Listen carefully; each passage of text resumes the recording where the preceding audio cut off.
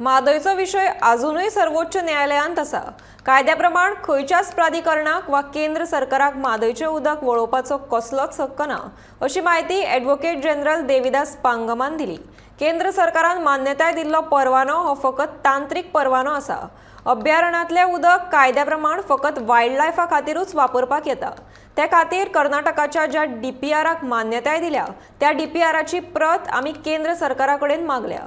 ती पळोवन आमी आमचें म्हणणें केंद्र सरकारा मुखार मांडटले, अशें स्पश्टीकरण पांगमान दिलां। Thing is the matter is pending in the Supreme Court. The second most important thing is, irrespective of any award of the tribunal or any permission that is granted by the central government, our view is that no water from Madai Wildlife Sanctuary can be diverted at all in law. No authority can permit it. Even the central government cannot permit it, and that is our point. We will raise this point seriously, and we will not permit that to happen. This is only a technical clearance from the point of view of water management that the Central Water Commission has granted this permission. But that is not the end of the matter. You require several other permissions, and one of which is this permission from the Chief Wildlife Warden.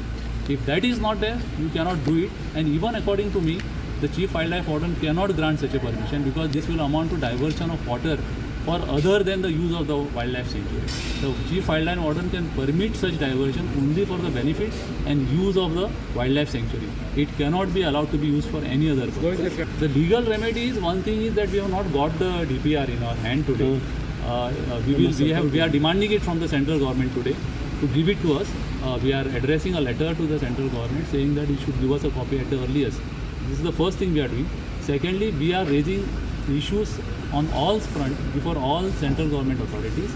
And one thing is very clear, we are going to agitate this issue of Section 29 of the Wildlife Protection Act very seriously. And I think that is a strong point which is in our favor of